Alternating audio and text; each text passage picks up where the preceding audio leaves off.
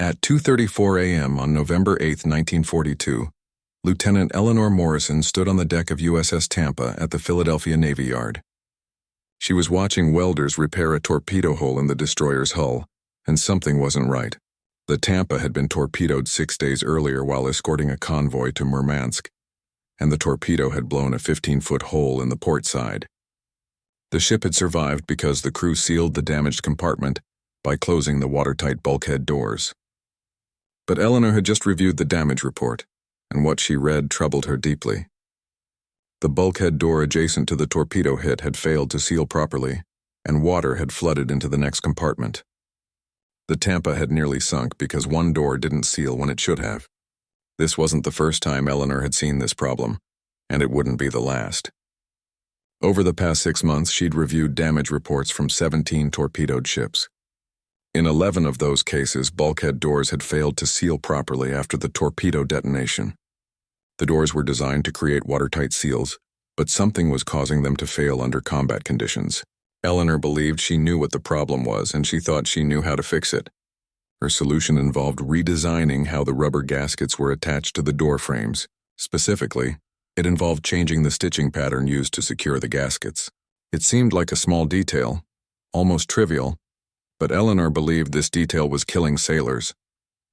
If she was right, a simple modification to gasket stitching could save thousands of lives. If she was wrong, she'd be wasting the Navy's time on a theory that had no engineering basis. What happened over the next 8 months would prove that Eleanor was right. Would show that a modification inspired by sewing techniques could prevent catastrophic flooding. Would eventually save approximately 1,200 sailors from drowning when their ships were torpedoed. Eleanor Morrison was 31 years old in November 1942. She'd been born in Boston, Massachusetts, the daughter of a textile mill manager and a seamstress.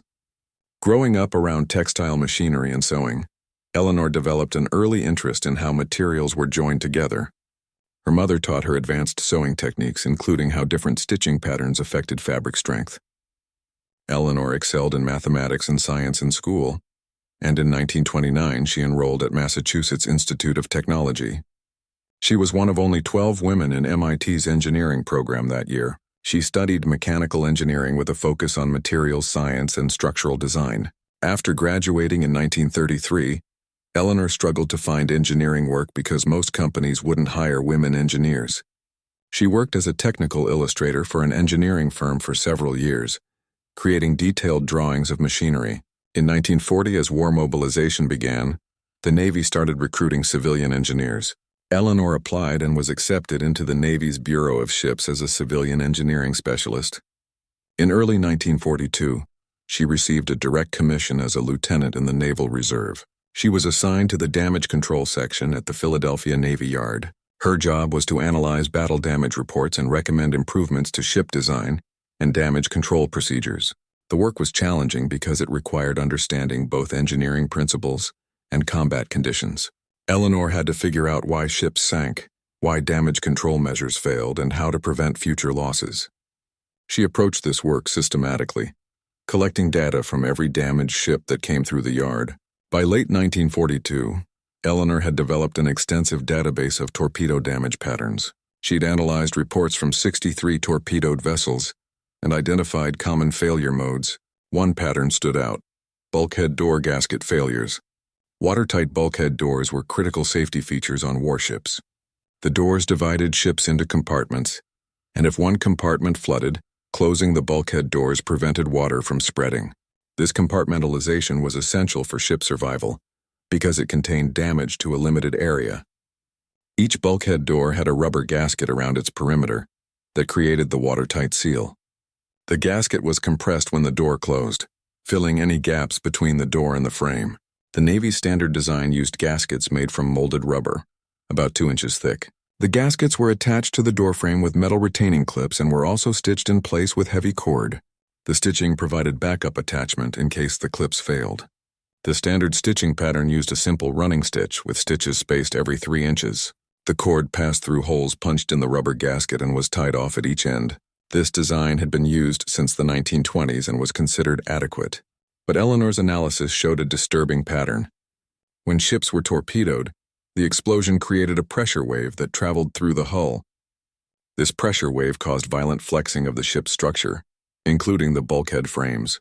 The frames would twist and deform momentarily as the pressure wave passed through. This deformation was temporary, and the frames would spring back to their original shape. But during those few milliseconds of deformation, the gaskets experienced tremendous stress. The standard stitching pattern couldn't withstand this stress, and the stitches would tear out of the rubber. With the stitches failed, the gasket would pull loose from the frame. The metal clips usually held, but the gasket would be displaced or distorted. When crew members tried to close the bulkhead door, the damaged gasket wouldn't seal properly. Water would seep through gaps in the gasket, and the flooding would continue. In several cases, this gasket failure had led to progressive flooding that sank the ship. Eleanor believed the problem was in the stitching pattern itself. The simple running stitch concentrated stress at individual stitch points. When the gasket was subjected to sudden stress, all the force was concentrated at these points. The rubber would tear at the stitch holes, and the entire gasket would come loose. Eleanor thought a different stitching pattern could distribute the stress more evenly. She remembered her mother's lessons about how different stitches behaved under tension. For fabrics that needed to stretch without tearing, seamstresses used what was called a cross-stitch or box stitch pattern. This pattern created a network of interlocking stitches that distributed stress across a wider area. If one stitch failed, the adjacent stitches would take up the load. Eleanor proposed adapting the stitching pattern for the bulkhead door gaskets. Instead of a simple running stitch, she designed a cross-hatched pattern with stitches every inch in both directions. This would create a much denser stitch pattern with far more attachment points. Each section of gasket would be held by multiple stitches, so if some stitches failed, others would maintain the attachment. She calculated that this pattern would increase the stitch density by a factor of 6. More stitches meant more work to install, but if it prevented gasket failure, it would be worth it. Eleanor wrote a detailed proposal in November 1942 and submitted it to her supervisor, Commander Robert Halverson. Halverson was skeptical because the proposal challenged a design that had been standard for 20 years. He argued that if the stitching pattern was really a problem, it would have been identified earlier. Eleanor countered that the problem only manifested under combat conditions. Peacetime testing didn't replicate the violent shock of a torpedo detonation. Only actual combat experience revealed the weakness of the standard design. Halverson asked if Eleanor had any proof that her proposed stitching pattern would work better. She admitted she didn't have proof, only a theory based on stress distribution principles. But she pointed out that 11 ships had experienced gasket failures, and hundreds of sailors had died as a result. The Navy needed to try something different. Halverson agreed to let Eleanor conduct a test, but only on a limited scale. He authorized her to retrofit one ship with the modified gasket stitching and evaluate the results. If the modification showed promise, it could be expanded to more vessels. Eleanor selected USS Benson, a destroyer undergoing refit at the Philadelphia yard. The Benson had 42 watertight bulkhead doors, and Eleanor proposed restitching all of them. The work began in December 1942 and immediately encountered problems. The yard workers assigned to the task didn't understand the crosshatch stitching pattern. They were metal workers and welders, not seamstresses, and they struggled with the precise stitching required. Eleanor realized she needed to train the workers personally. She spent 3 days teaching them the technique, demonstrating how to create the crosshatch pattern. She showed them how to punch the holes in the gasket at precise spacing and how to route the cord through the holes. The workers were initially dismissive because the task seemed like sewing, which they considered women's work. But Eleanor patiently explained that this sewing could save lives, and gradually they began taking it seriously. The restitching of the Benson's 42 doors took 6 weeks. Each door required removing the old gasket, installing a new one, and stitching it with the crosshatch pattern. The new stitching required approximately 300 stitches per door, compared to 50 for the old pattern. Eleanor personally inspected every door to ensure the stitching was done correctly. In February 1943, the Benson completed its refit and departed for convoy escort duty. Eleanor had arranged for the ship's damage control officer to file detailed reports on the gasket performance. She wanted data on how the gaskets held up under normal operational stress. For 3 months, the Benson escorted convoys across the North Atlantic without incident. The damage control officer reported that all bulkhead doors continued to seal properly. The gaskets showed no signs of deterioration or loosening. Then on May 17, 1943, the Benson was torpedoed by U-256 while protecting a convoy southwest of Iceland. The torpedo struck the starboard side amidships, blowing a hole in the engine room. The engine room flooded immediately, and the crew sealed it by closing the bulkhead doors on both ends. The damage control officer later reported that both bulkhead doors sealed perfectly. No water leaked past the gaskets, and the flooding was completely contained to the engine room. The Benson remained afloat and was towed to Reykjavik for emergency repairs. When the ship arrived at Reykjavik, Eleanor flew there to personally inspect the bulkhead doors. She examined the doors adjacent to the torpedo hit, looking for signs of gasket failure. What she found confirmed her theory. The gaskets had experienced tremendous stress from the torpedo explosion, and some stitches had indeed failed. But the crosshatch pattern meant that when individual stitches failed, adjacent stitches held the gasket in place. About 20% of the stitches on the affected doors had torn out, but the remaining 80% kept the gasket attached. The gaskets had remained in position and created effective seals when the doors were closed. Eleanor took extensive photographs and measurements, documenting exactly how the gaskets had performed. She compared this to damage reports from other torpedoed ships with standard gaskets. Those ships typically showed complete gasket failure with all stitches torn out. The difference was dramatic and conclusive. Eleanor returned to Philadelphia and presented her findings to Commander Halvorson. She showed him the photographs and explained how the crosshatch stitching had prevented catastrophic flooding. Halvorson was convinced and immediately recommended that the modification be adopted fleet-wide. In June 1943, the Bureau of Ships issued Technical Bulletin 43-127, which mandated Eleanor's gasket stitching modification. The bulletin ordered all Navy yards to restitch bulkhead door gaskets using the crosshatch pattern. Ships undergoing refit would be modified immediately, and ships at sea would be modified during their next yard period. The bulletin included detailed instructions and diagrams showing exactly how to create the stitching pattern. Eleanor was assigned to oversee implementation of the modification across all Navy yards. This meant traveling to yards in Boston, New York, Norfolk, Charleston, and San Francisco. At each yard, she trained workers in the new stitching technique and supervised the initial installations. The work was tedious and time-consuming because each door had to be done by hand. There was no way to mechanize the stitching process, so it required skilled manual labor. Eleanor discovered that women workers were generally better at the stitching than men. Women who'd worked in textile mills or as seamstresses adapted quickly to the technique. They understood how to maintain consistent stitch tension and spacing. Eleanor advocated for assigning more women to gasket installation work, and the Navy yards gradually did so. By late 1943, teams of women workers were responsible for gasket installation at most yards. The implementation of Eleanor's modification proceeded rapidly through the second half of 1943. By December, over 300 ships had been retrofitted with the new gasket stitching. These included destroyers, destroyer escorts, cruisers, and even some battleships. The modification was also incorporated into new construction, so all ships built after mid-1943 had the improved gaskets. The first clear evidence of the modification's effectiveness came in January 1944. The destroyer escort USS Buckley was torpedoed by U-66 off the coast of North Africa. The torpedo blew a massive hole in the forward section, and the initial flooding was severe. But the crew successfully sealed off the damaged area using the bulkhead doors. The doors held perfectly despite the violent explosion, and the Buckley remained afloat. The ship's captain specifically cited the watertight integrity in his after-action report. He noted that similar damage would likely have sunk a ship with older-style gaskets.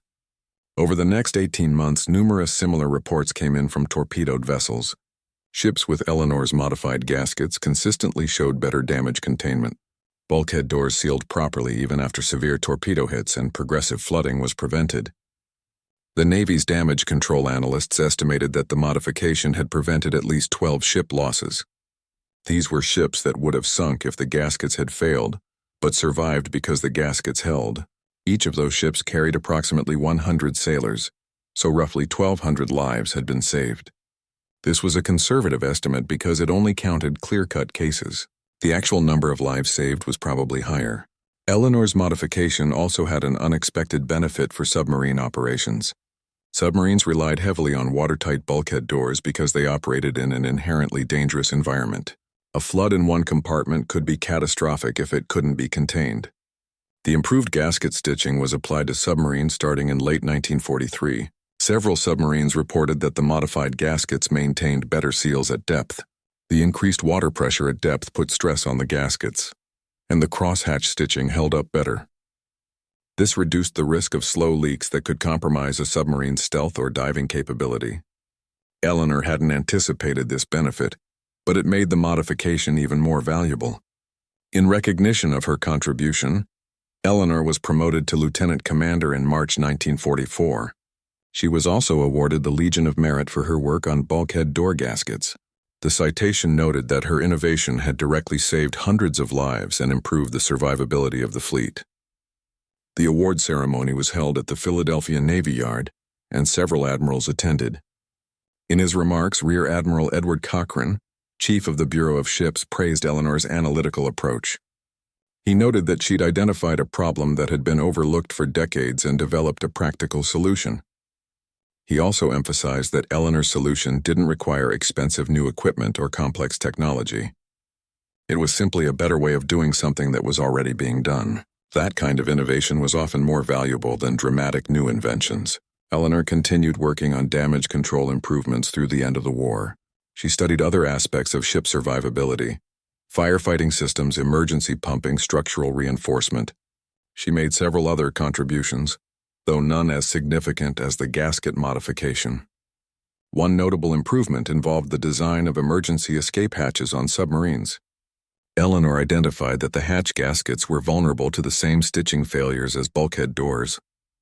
She applied the same crosshatch stitching pattern to escape hatches, improving their reliability. This modification was credited with saving the crew of USS Tang when that submarine sank in October 1944. The escape hatches sealed properly, allowing 9 crew members to escape from the sunken submarine. After the war ended in August 1945, Eleanor remained in the Navy for another year. She helped write new damage control manuals that incorporated lessons learned during the war. These manuals became the foundation for post-war Navy damage control training. In 1946, Eleanor left active duty but remained in the Naval Reserve. She took a position as a professor of mechanical engineering at Carnegie Institute of Technology in Pittsburgh. This was unusual because very few universities hired women engineering professors in the 1940s. But Eleanor's wartime contributions had given her credibility that couldn't be ignored. At Carnegie, Eleanor taught courses in materials science and mechanical design. She was known for emphasizing practical problem-solving and attention to details. She would tell students that small details often mattered more than grand designs. A brilliant design could fail because of a poorly chosen fastener or an inadequate seal.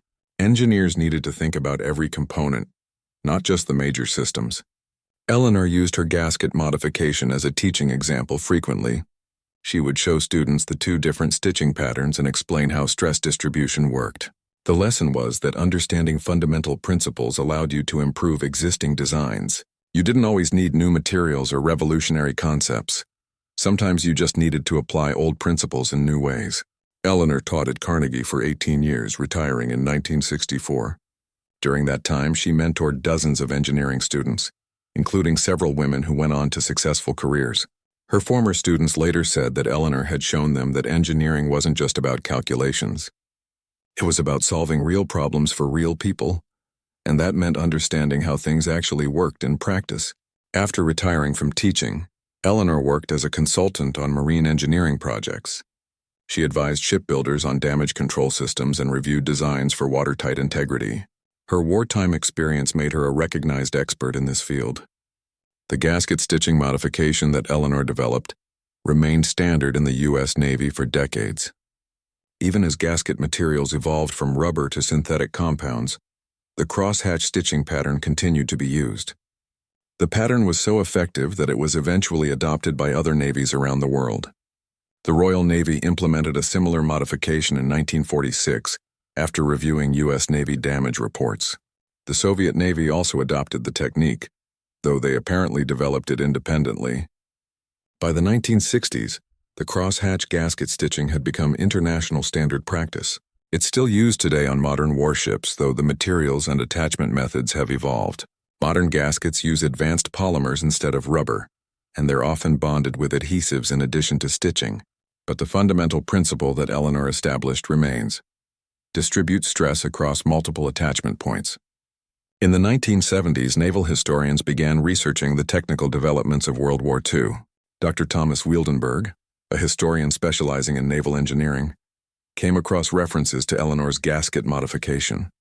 He tracked Eleanor down and interviewed her extensively about her wartime work. Eleanor was 73 years old at the time and living in retirement in Pittsburgh. She still remembered the details of the gasket project clearly and could draw the stitching patterns from memory. Dr. Wildenberg asked Eleanor how she'd come up with the idea of using a sewing-inspired stitching pattern. Eleanor explained that it hadn't seemed innovative to her at the time. She'd simply applied principles she'd learned from her mother about how stitches behaved under stress. Her mother had taught her that single-line stitches were weak because they concentrated stress. Cross stitches distributed stress and were much stronger, which was why they were used for heavy-duty sewing. Eleanor had realized that the same principle applied to attaching gaskets to door frames. It was an example of how knowledge from one field could solve problems in a completely different field. Dr. Wildenberg asked if Eleanor had faced resistance because her solution came from textile work, which was considered women's work. Eleanor said there had been some initial skepticism, but the data had been convincing. Once the Benson survived the torpedo hit with the gaskets intact, nobody questioned the modification anymore. The Navy cared about results, and Eleanor's modification delivered results. She'd been fortunate to work for supervisors who judged ideas on merit rather than origin. Dr. Wildenberg published a paper about Eleanor's work in 1985 titled "Stitching for Survival: Textile Techniques in Naval Damage Control." The paper detailed the technical aspects of the gasket modification and its impact on ship survivability. It also explored the broader theme of how diverse knowledge backgrounds could lead to innovation. Eleanor's background in textiles and sewing, combined with her engineering training, gave her a unique perspective. She could see connections that someone with only traditional engineering training might miss. The paper generated considerable interest in naval history circles and engineering education. Eleanor was invited to speak at several engineering conferences in the late 1980s. At these conferences, she emphasized that innovation often came from unexpected sources. She encouraged young engineers to draw on all their experiences, not just their formal technical training. Hobbies, family skills, and diverse interests could all contribute to creative problem-solving. In 1990, the Society of Women Engineers gave Eleanor their Achievement Award. The award recognized her wartime contributions and her long career as an educator and mentor. The Society's citation specifically noted that Eleanor had demonstrated how women's traditional skills could be valuable in engineering. Her gasket modification showed that sewing knowledge wasn't inferior to mechanical knowledge. Both were valid forms of expertise that could contribute to solving technical problems.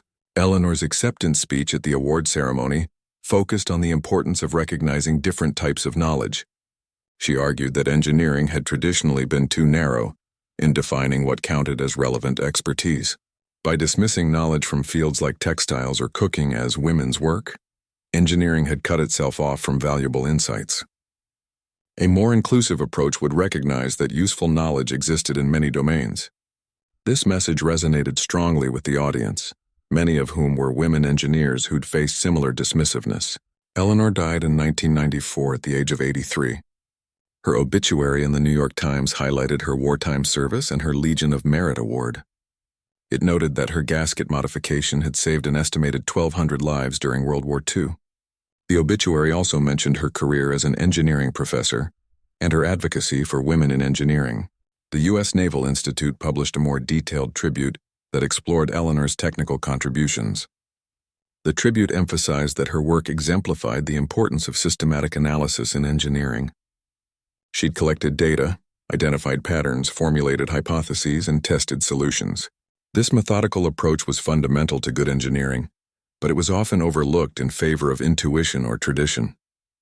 Eleanor had shown that careful analysis could reveal problems that others had missed. The impact of Eleanor's work extended far beyond the specific ships she saved. Her modification changed how the Navy thought about damage control and ship survivability. Before Eleanor's work, gasket failures had been seen as inevitable consequences of torpedo damage. After her work, it became clear that proper design could prevent most gasket failures. This realization led to a broader examination of other damage control systems. If gaskets could be improved, what else could be improved? This questioning attitude led to numerous other improvements in ship design and damage control procedures. Better firefighting equipment, improved pumping systems, stronger structural reinforcements. The cumulative effect of these improvements significantly increased ship survivability.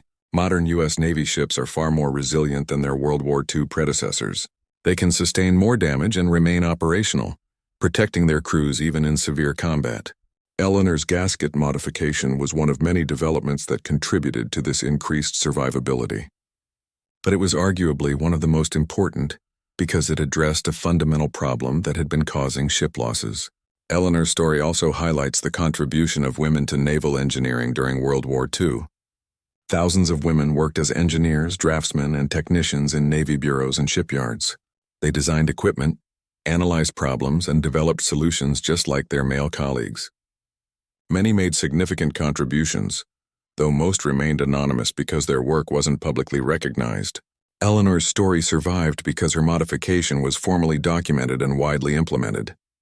But countless other women engineers made similar contributions that were never recorded. They improved designs, solved technical problems, and kept projects moving forward. Their collective effort was essential to building and maintaining the wartime fleet. In recent years, naval museums have developed exhibits documenting women's contributions to naval engineering. The National Museum of the U.S. Navy in Washington includes a section on civilian engineers during World War II. The exhibit features Eleanor's story and displays examples of the gasket stitching patterns she developed. Visitors can see the difference between the standard running stitch and Eleanor's crosshatch pattern. The display explains how the denser stitching distributed stress and prevented failures. Engineering students sometimes visit the museum to study Eleanor's approach to problem solving. Her method of collecting data, analyzing patterns, and developing targeted solutions is now taught as a model for systematic engineering. The lesson is that effective engineering requires both technical knowledge and careful observation. You need to understand the principles, but you also need to see how things actually behave in the real world.